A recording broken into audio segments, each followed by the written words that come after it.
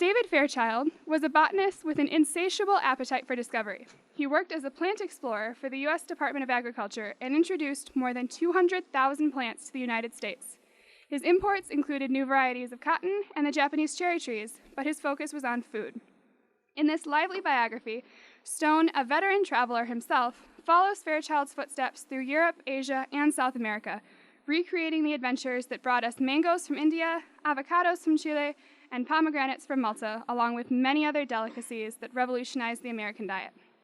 Kirgus Reviews called it an erudite and entertaining historical biography of a food pioneer, with particular interest for gastronomes and agricultural enthusiasts alike. Daniel Stone is a former White House correspondent for Newsweek and currently a staff writer for National Geographic. Please help me welcome him to Politics and Prose.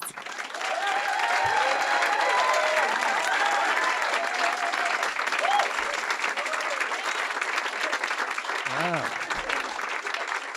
Great crowd. Thank you. Thank you. I am overwhelmed. This is wonderful. Book about a botanist, and the house is packed. Thank you for coming, for joining.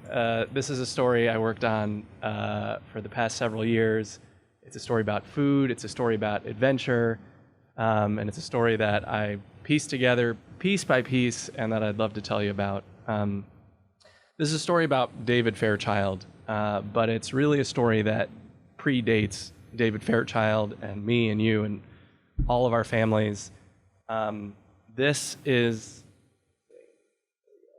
some visuals. This is a map that we ran in National Geographic magazine about 3 years ago. This is a map of origins of just a few popular crops, by no means comprehensive. The point being that very few of the foods that we're accustomed to eating are from North America, almost nothing.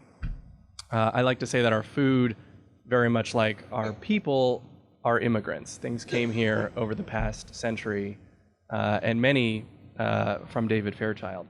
Apples you could see from Northern Asia, all citrus, oranges, grapefruits from China, bananas from New Guinea, pineapples from South America. One of the reasons that our continent here was so blank was because in our history, agriculture wasn't really developed in North America. It was a nation of hunter-gatherers far longer than in other parts of the world, and so we didn't have the domestication of many crops that endured today. Now, in the early days of the U.S., days of George Washington, Thomas Jefferson, agriculture and food was not a part of the economy. Agriculture was almost the entire economy. More than 80% of the labor force was farmers. And the effect that that had was a lot of people growing almost all the same things. A lot of corn, a lot of barley, a lot of wheat. And that led to the first agricultural depression in the 1890s. A lot of people in a lot of states between here and the Pacific Ocean were not pleased, and they made Washington very aware of it. It was a big problem for the growth of America's economy. And here is where we meet David Fairchild, nice looking young man who grew up in Michigan and then in Kansas. He was surrounded by these farmers. He saw a lot of this angst. And as a young man, even he had two passions. He loved plants, and he had dreams of traveling all over the world, which was very rare in those days. He found his way to Washington, where he becomes a junior staffer for the USDA down on the National Mall. And he's often at the right place at the right time. He lands an apprenticeship in Italy, and on his first overseas travel, that first boat, he meets the person who I say in the book directs his destiny for the rest of his life. He meets this man. His name is Barbara Lathrop, who is every bit stylish and brash and impatient as he looks in this photo.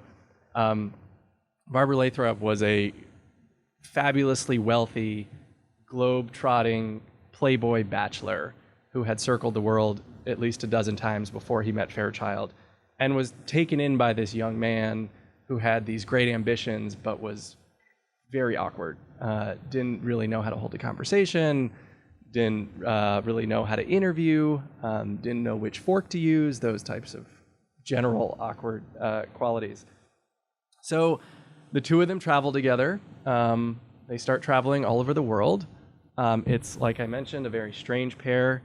Here's a photo from the book of the two of them together, and this very much sums up a lot of their personality. Barbara Lathrop's looking straight at the camera, very confident. Fairchild on the right doesn't know where to look. He's a little unsure. He's in his late 20s at this point and just getting his legs on. This is on a steamer. They took steamers all over the world. Two of them travel together all over. They visit the Malay Islands. They visit Fiji, Hawaii. They circumnavigate South America. They cross the Andes on muleback. They spend time in Europe, in Venice, in Paris, in England. And then they move to Egypt for a couple months, the cradle of civilization and the birthplace, one of them, of agriculture, to pick up some lessons from people who have been farming for millennia. They visit Australia and China and Japan, all in service of collecting crops of economic value that they can bring back and introduce to farmers in America. That was the mission. Here is another photo from the book. Fairchild was a photographer. He took out what was called his Eastman Kodet camera, a big box with a curtain everywhere he went. This is from his first mission. This is the opening scene of the book in Corsica. He is sent on assignment to Corsica in the Mediterranean to acquire citron, a relative of lemons. Corsica grows the best citron in the world. California farmers especially want better citrus. Fairchild is not very good at the work. He gets arrested instantly. He is interrogated. He is eventually allowed to leave, and he steals buds of citron on his way out. And that was really the first of several, of many successes. Here's another photo from the book. This is when Fairchild visited Baghdad in 1899, 1900. Baghdad, which was at one point the crossroads of the world, of world culture. Fairchild is sent there to find dates and the best varieties of dates growing anywhere. And he takes pictures of everyone he meets. These are piles of wheat and barley that are covered in carpets to prevent them from being scavenged or blown away. Fairchild picks up many varieties of dates. He cakes them in mud. They turn to clay so that they can survive the long voyage, 2 to 3 months across oceans back to the US. And for many of these crops, it was about 10 years, 5, 10, 15 years, until you could really see them in the US in the way that he intended, as a rival industry. This photo was taken right at the turn of the 20th century. And this is a photo from Southern California in about 1913. So a little over a decade later. This is one of the offspring of one of the date suckers that Fairchild collected in Baghdad, growing in the Coachella Valley. And if anyone's ever been around Palm Springs or out east in California, you've seen dates are a pretty big industry, largely starting here.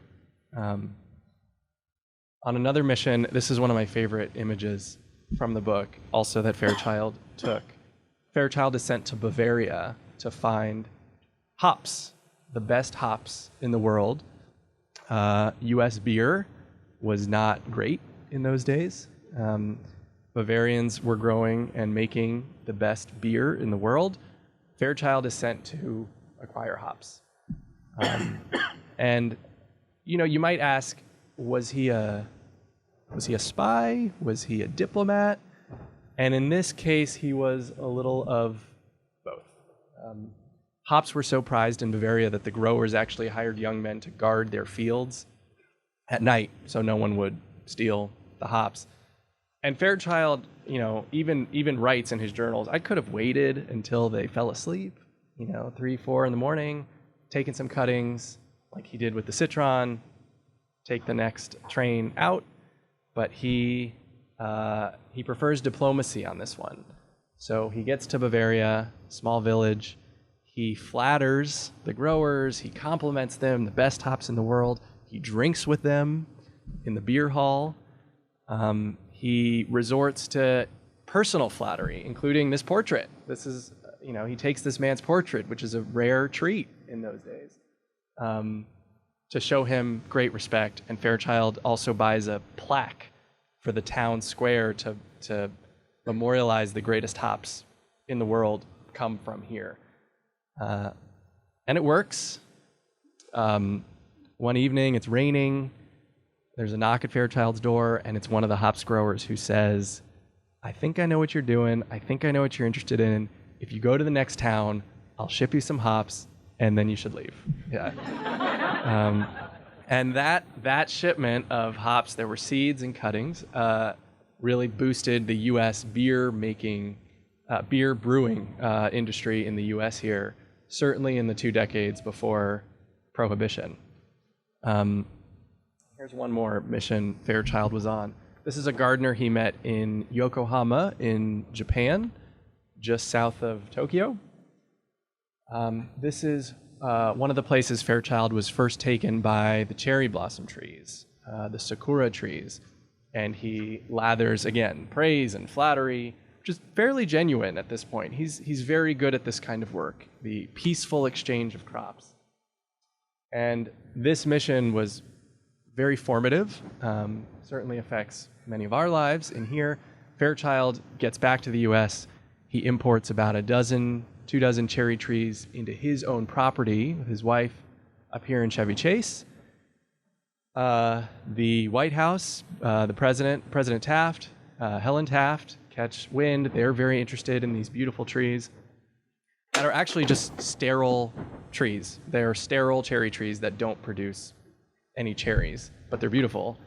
And Fairchild gives a series of lectures and eventually is tasked with negotiating the exchange with the Japanese to bring these trees here. There is a diplomatic hurdle that I will leave to the book, but after many of his efforts, the trees end up around the tidal basin, where several of the originals are still growing today. Many of the ones we see are the offspring. But over time, over 10, 15 years of doing this type of work, we see this sort of progress. And this is a map in the book made by my friend Matt Twombly, who I think is here tonight. Sorry to embarrass, he's here. He drew this map and these crops. These I call the fruits of Fairchild. And you could see many things he picked up. Avocados here and watermelons toward Chile and Argentina. Mangoes from the Philippines. Types of papaya from India. Seedless grapes, hops, which I mentioned. Types of kale in Croatia. And the cherry blossom trees.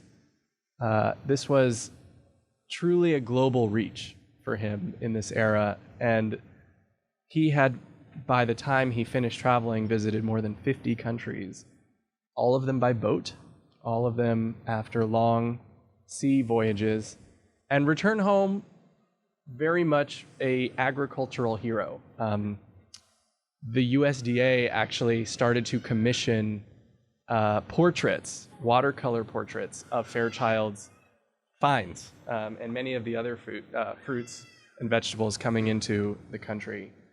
This is government commissioned art, which is beautiful.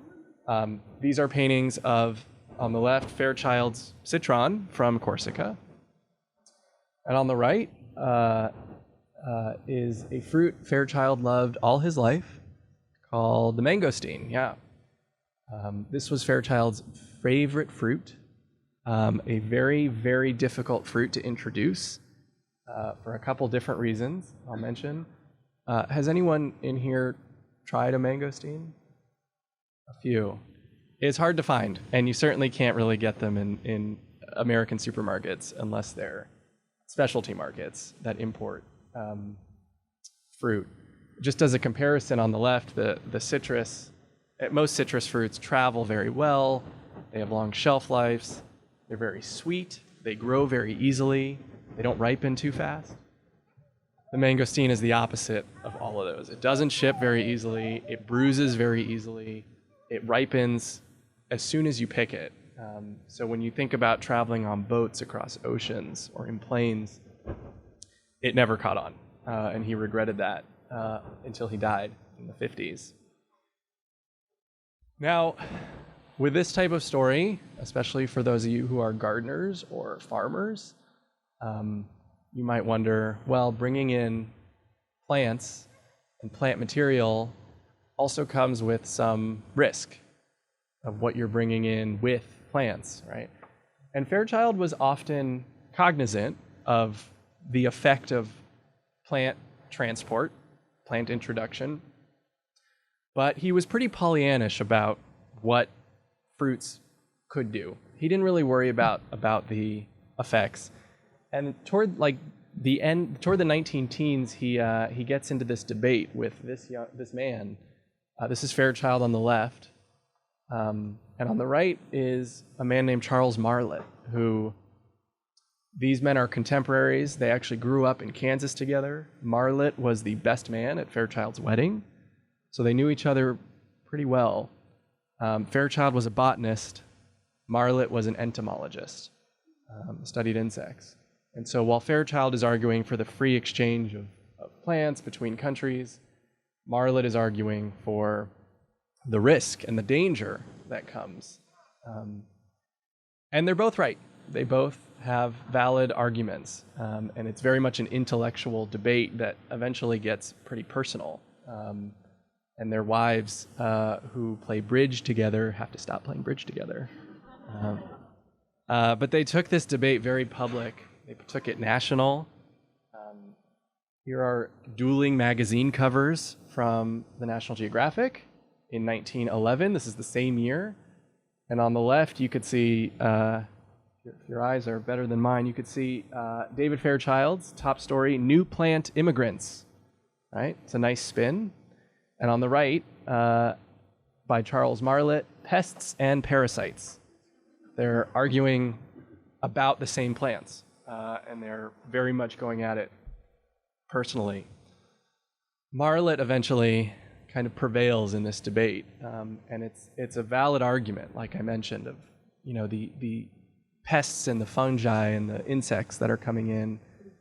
This is related to the cherry blossom trees that I mentioned that show up very much infected with some of these fungi and plants and insects.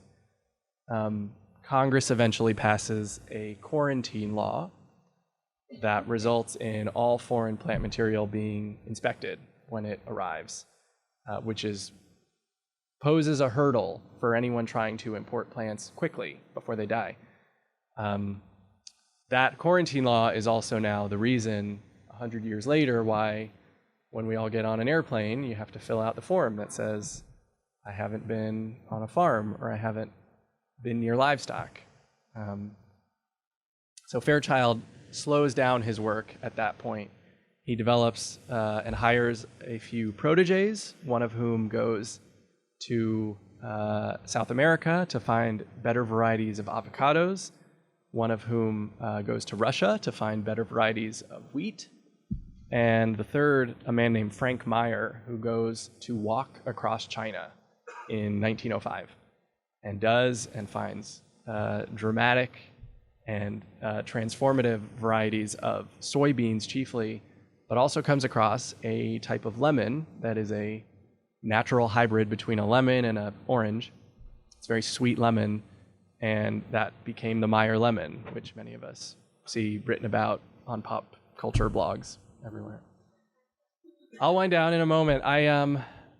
This is a work of nonfiction. I spent a lot of time with records, and I write in the book that many of the recollections of these events come from people who died 70, 80 years ago. So it was all a lot of archival material. I was lucky that Fairchild wrote many of his thoughts, observations, travel stories down. Here's just one of his many journals that I found. He kept pocket notebooks in every country he went to. He had a very strange habit of writing notes in the language of the country he was visiting, which posed challenging to me. But, you know, when you think of how much we write down today, you know, outside of our emails or text messages, he really kept notes, and several generations of librarians and archivists really safeguarded these notes. I found some great golden nuggets. If you could see this, this is a literal dance card that Fairchild had filled out at a dance that he went to at the Willard Hotel downtown here in 1904. He is trying to court at this moment Marion Bell, who's the daughter of Alexander Graham Bell, who he eventually marries. And you can see he's a man of, I think he's 36 at this point. He has a few names on the right, and it says on the left, and on the right it says Miss Bell. And he had no one else to dance with the whole second half. Yeah.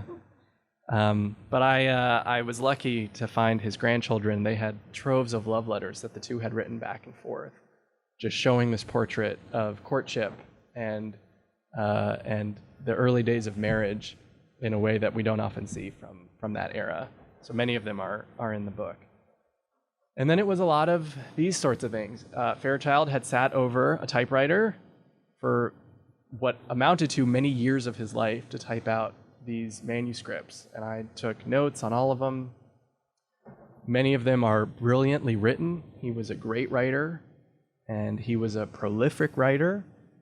He wrote several books of his own in the 1930s that I benefited from, but really it was the fact that he wrote so much down about everyone around him and every observation he had that I was able to piece together a story about his life and his work and how his work still affects all of our lives today. Yeah, thank you very much. I'm glad to take.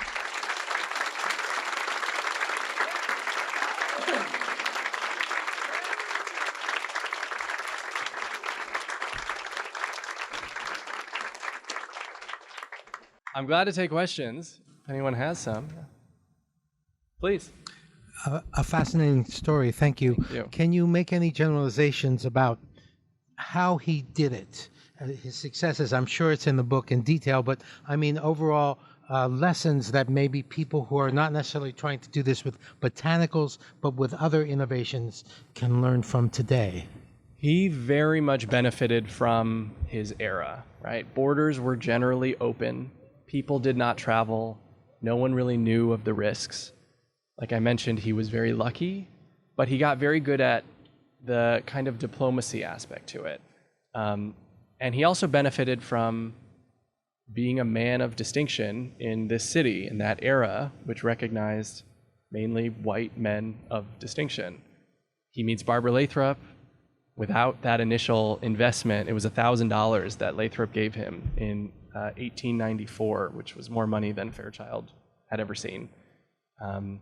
But to do this work today, I think would be a lot more complicated just with traveling, with customs. We also have multinational food companies that employ botanists all over the world that reduce a lot of the risk that Fairchild had to endure.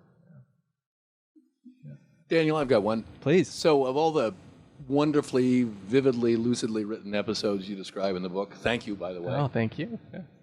Are you able to pick the one you wish you could have been there with Fairchild?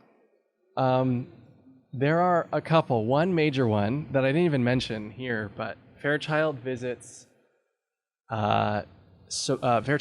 Fiji at the end of the 19th century, which was for more than a century known as the Cannibal Isles.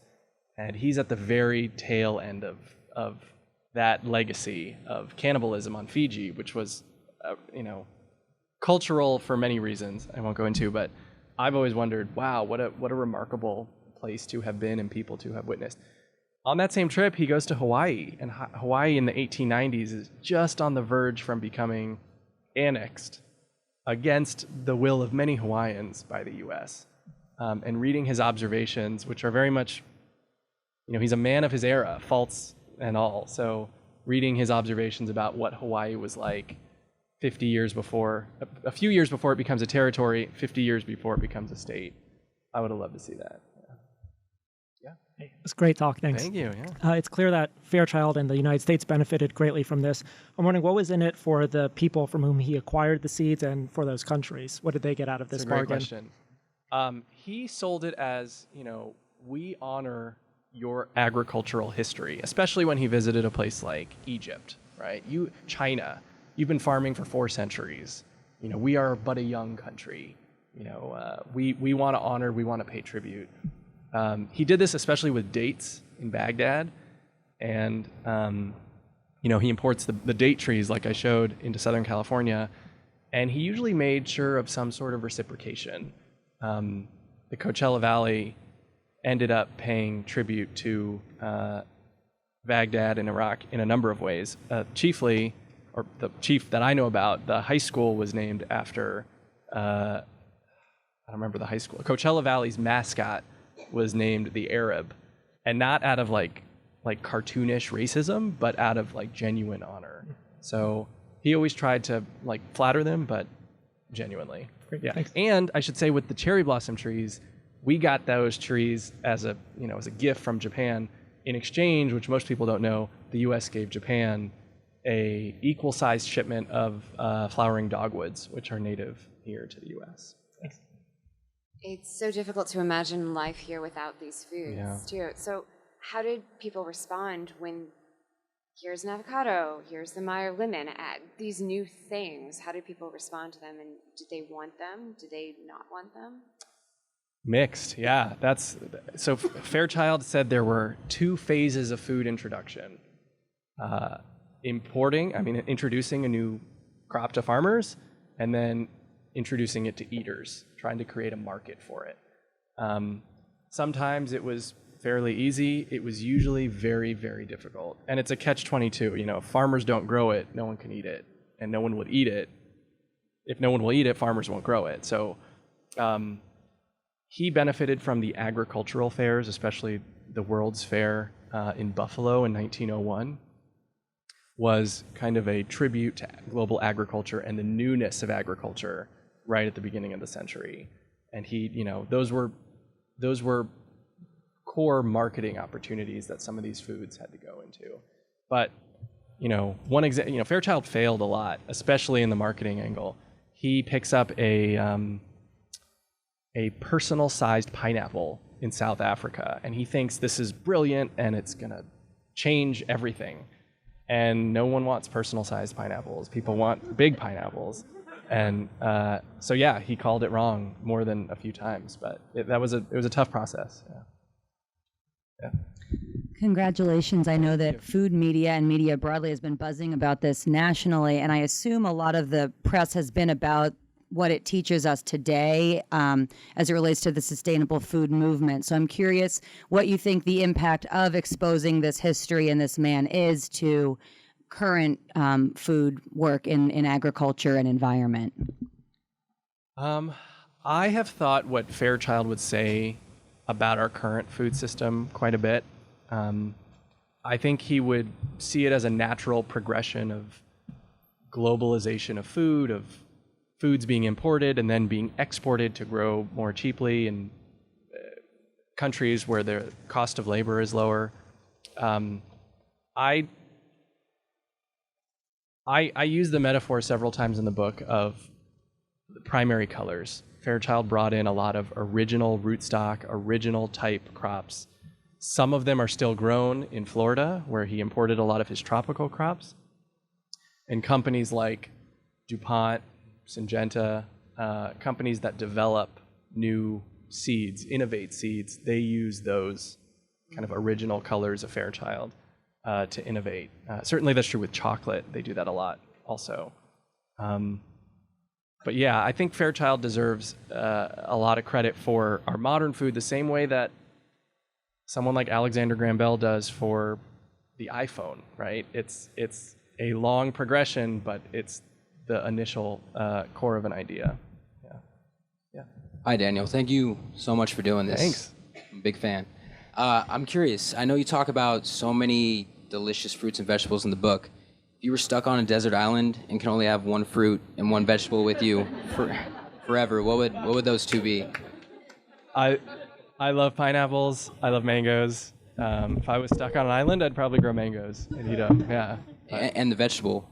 You know, there are very few vegetables, and I go into this is like a running theme in the book, but most things that we think are vegetables are actually fruits. Hops? Fruits are anything that contains the seed. So zucchinis are fruits. Olives are fruits. There's cores of broccoli is a form of fruit. Anything that's a vegetable is, carrot. Anything that's not a seed is a vegetable. I don't know, maybe jicama. Yeah. Thank you.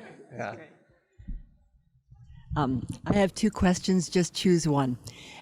One of them is obviously other empires, all empires have gone chasing around for grain and rootstock and genetically powerful material. So I'm just wondering were there other people, did he have to kind of elbow his way into the Austrians, through the British and the other nationalities? That's one possible question. Then the other one is Darwin. I mean, he was in the immediate post-Darwinian period, and I'm just wondering how this all fit into the fight on evolutionary frameworks. I will answer both briefly. Okay.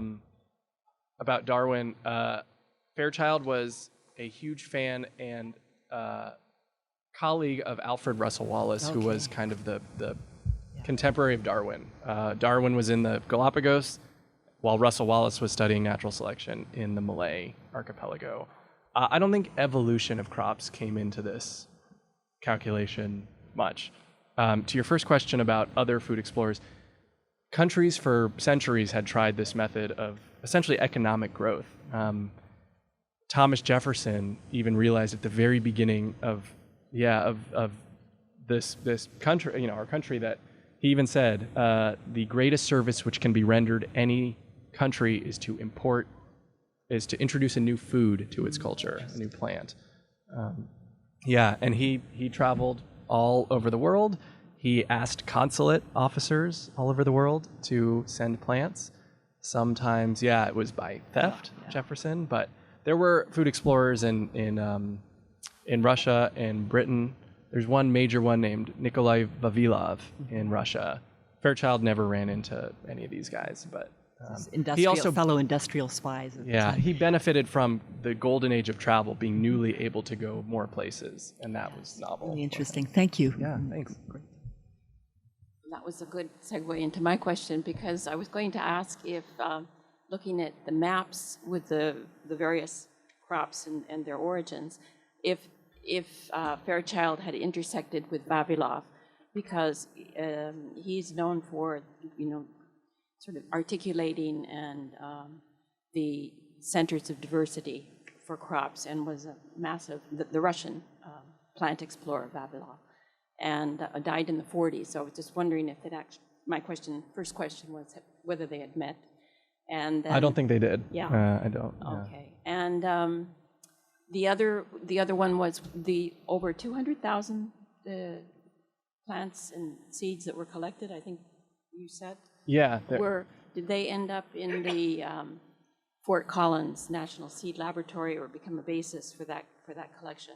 Yeah, Fairchild's work predated some of those seed labs, but there are still his seeds in many of the seed repositories around the country, and there are, I don't remember, 8 or 13 of them that all focus on a different type of climate.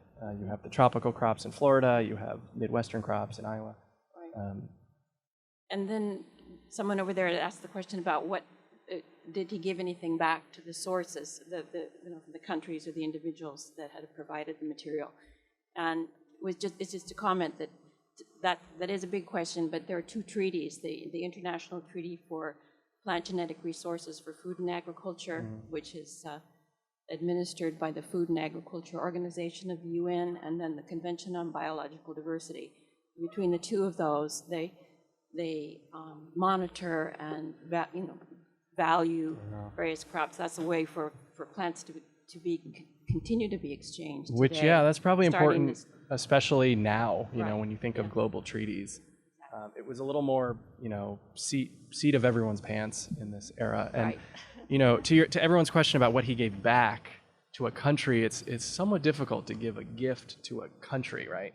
But he would often keep very close in touch with a lot of these farmers, especially if there was a growing problem in the U.S. He would write back to them and say, how much water does this need? What's the perfect time to plant? And he would honor their expertise. Yeah. Also, big fan. Thank you. I have two questions. Number one, what surprised you the most when you were writing and researching this book? I was surprised how much material there was. This is stuff that was written 130 years ago and was maintained almost in full for all of that time. I was really struck by the love letters. How many of us have letters from our great-grandparents in the attic from their courtship? And I'll just tell a brief story. I went up to Bedeck, where is the estate of Alexander Graham Bell. It's where Fairchild's grandchildren still live, and they vacation every summer. There was a folder of letters in the attic that said "personal" in big red letters on the side. And one of Fairchild's granddaughters said, I don't think it's really appropriate that we share this with you. And I said, listen, I understand. I have grandparents, family, legacy. You have saved these for 130 years in hopes that one day someone will come and be interested. And I'm here, yeah. Yeah. And that did it. So they let me, yeah. They said, okay, yeah. It worked. Yeah. It worked. They are magical. There's a whole chapter of the letters between the two, and I only picked the best ones, but there were hundreds of them. Yeah. Next question. Who would play David Fairchild in a movie? Someone asked that the other night. He looks. Take any suggestions?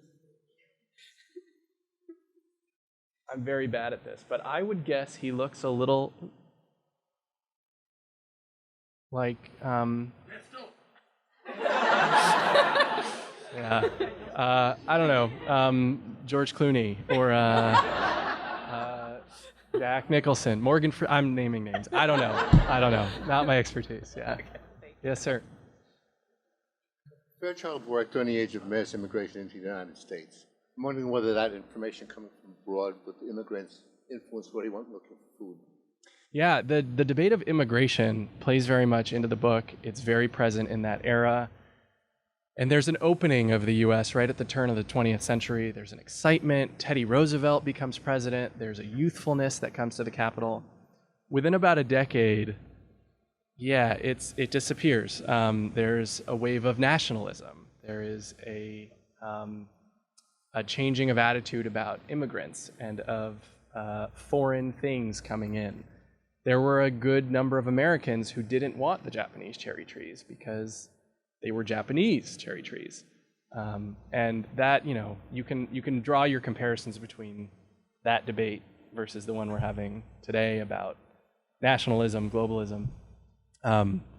Fairchild kind of rose above it, and not in a way that he was beyond it, but he just, he was a plant guy, and no one really stopped him until people stopped him in the 1910s, and that's when his work got a lot harder for issues related to immigration. Yeah. Right. Thank you. Yeah. Yeah. Hi, Dan. Two questions. One, you talked about all the records you found, and I'm wondering, at what point in the process of writing the book did you know that there was so much information? Did you know that when you decided you were going to follow the story, or was it along the way that you came upon all of this? And I have another question. It was a process. You find one document Fairchild had actually he wrote 4 books. They were all pretty specific, but one of them was just about his adventures, and he told some of the stories that I recount in the book. But yeah, I had the idea, and then you piece it together, and then you find a document, and I have nothing, for the first 10 years of his life, and then, slowly, if you could get a narrative. The hard thing about nonfiction that I found is telling a story with beginning, middle, end, with characters and dialogue, only using what exists, right? Can't make up quotes, make up details, no embellishing, right? So after about 6 to 8 months, while I was working on my proposal, I kind of had an idea that, there's an arc here. There's enough material, but there's also an arc. So. Can I ask one other quick question? Sure. On the travels, how much in terms of going off to these countries did he or the department know they were looking for something specific versus coming across surprises as he went along on these journeys? Very few times there was a specific crop. Corsica for the citron, Bavaria for the hops, a couple others. Usually he'd go somewhere and just feel around. In Egypt, he picks up more than 60 varieties of different plants and packs them into this huge pallet to send across the ocean. He did the same thing in China. And that was because, no one had been to a lot of these places, certainly not a white man from America. He wasn't always received friendly in these countries.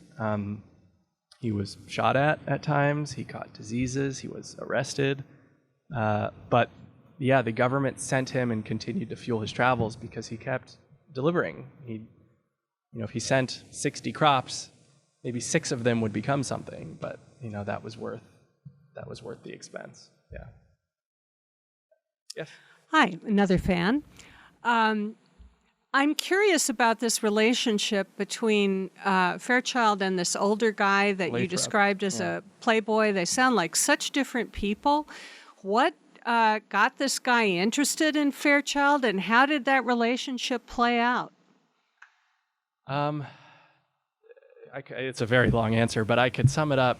Barbara Lathrop was a world traveler. He was constantly moved to be moving. He had inherited a lot of money. He had no idea what to do with it. He was also uncomfortable in civil society, and you could draw whatever conclusion you'd like, but he traveled the world, and Fairchild was not the first kind of young man that he took a liking to, but he enjoyed this kind of starry-eyed look of someone like Fairchild. Barbara Lathrop was also kind of bored at times, and when you think of traveling the world, he circled the world 12 times, in a couple years. And he meets this young man who wants to hear all his stories. And, it's flattering. It boosts his ego. But it also provides some purpose. So Barbara Lathrop and Fairchild developed this plan together that they're going to explore for plants for a few years together. And the arrangement is really Barbara Lathrop provides the means, and Fairchild, with his scientific backing, provides the brains to make it work together. So together they combine to form some form of philanthropy. But Barbara Lathrop was never comfortable. He never stopped traveling. He never had a permanent address. And he kept moving until he died in his early 80s.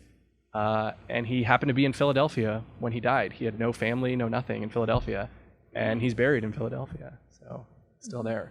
Very interesting, peculiar guy who did not have a lot written down, so it's hard to draw firm conclusions. Yeah, good question, yeah. Thank you. Yeah. Hey, Dan, thanks for writing this book. I came to pick up the book, so I haven't even opened it yet, but I've read a lot of reviews. And my question to you is, obviously this is about this man's journey, but you had your own journey in piecing together the story. And during your own journey, were you thinking about how much you would insert yourself into the book and your own reflections and questionings and downbeats? I'd like to talk, if you could talk about that, that'd be great. Yeah. I debated several times in the story. I went to college, I worked on farms, I love farming, I love food, I love writing about food, And so I thought, oh, I could piece in some observations or some experience, but Fairchild's story is really rich enough to stand on its own and then some.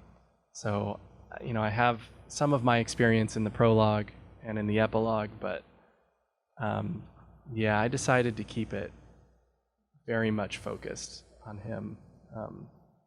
I've heard interviews with him. I've heard people talk about him and say he was one of the most interesting men in the world. And, there's a lot to say in the turn of the 20th century. I decided to just shine light on him. And one of the other decisions when you're writing about someone who hasn't really been known in a big public way is, do you write the full, comprehensive, story of every detail of his life, birth to death?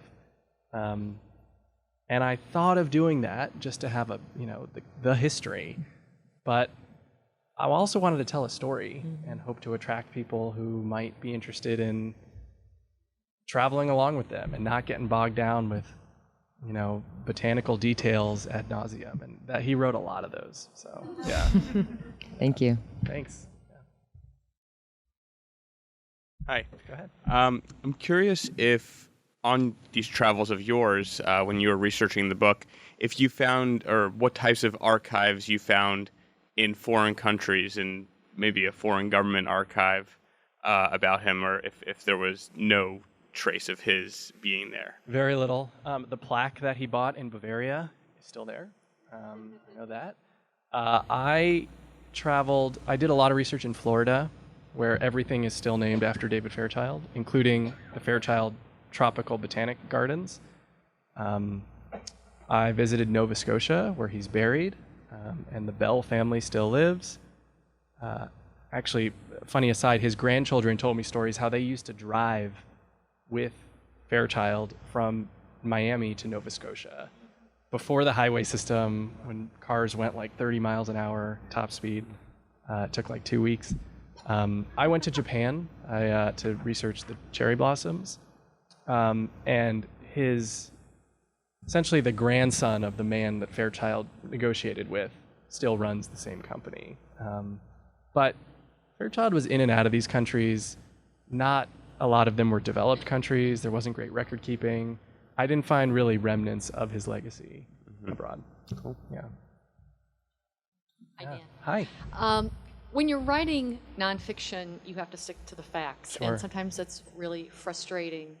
I'm just wondering that as you were piecing this together, was there some hole that you just weren't able to fill because there wasn't a letter or a book or some fact? There was no trace of the history of something. Fairchild courted a different young woman early in his life, and he never wrote down details because I think he wrote his memoir when he was married and didn't want to bring up those details. He also was, I know from his personality, he got frustrated at times, but he never wrote down any gripes, right? He never complained about inefficient government bureaucracy or, how dare this entomologist try to ruin my work. He was very upbeat in his writing, and I would have liked to craft kind of a more fuller portrait of his personality range, which is not to say he's like happy-go-lucky the whole book, but you only really write down often things that you'd like to remember later or someone to read later, and he didn't write down everything. So, yeah. Thanks, Dan. I have one comment and one question. Sure. The comment is, my son is suggesting that guy from Hacksaw Ridge, Andrew Garfield. And the question is, how different is the Meyer lemon today and the avocado from what he first discovered and tasted, if we know? Yeah. They are different. They're improved. They are from the same base. And I'll give a brief example about avocados. Fairchild picks up an avocado variety in Chile, 1897, I believe. He sends 1,000 seeds back to Washington and hopes that at least one will survive. Several do. They get shipped out to experiment stations in California, where the climate is similar. People start growing them. People start loving them. There's a man who happens to be a postal worker who is an avocado enthusiast in his spare time. And he starts growing avocados in his backyard. One sprouts from the soil. It grows straighter. It grows faster. It ripens faster. Its flesh is smoother. Skin is thicker. It's got all the great qualities. And he's a mail carrier. His friend, who's a lawyer, says to him, "You should patent this." And he did. And that was Rudolf Haas was his name. And he patented the Haas avocado. So Fairchild can't take credit for the Haas, but you could see the influence. The Meyer lemon has been, like many of the fruits and vegetables in our markets, it's been improved sometimes every year, right? It's been improved to grow more evenly so that the tree ripens all at the same time and can be harvested faster to ship longer distances. Many of us notice that sometimes our fruits get bigger over time, right? Or our strawberries get larger and less flavorful, right? That's that process of year over year hybridization, improvement, finding marketable qualities. And I mean, frankly, the reason strawberries are big is because people like buying big strawberries. No one tastes it in the market. You only see it. Yeah. Thank you. Yeah. Hi, Dan. Following up to that question, in your travels for writing this book and all the travels that you've done prior to that, you've eaten a lot. And what have you found that maybe we have the fruit or vegetable or crop, whatever it is here already, but the flavor may have changed or deflavorized as our processes tend to engender when it comes here. What would you like to bring with you that you've tasted that just doesn't taste the same here? I did try a mangosteen once. Tomatoes are native to northern South America and can be delicious. What have I tried abroad that I'd like to? If you could keep the same flavor as it has over there. Citrus varieties in Asia I think taste better than the ones here. I mean, they've been improving them for centuries.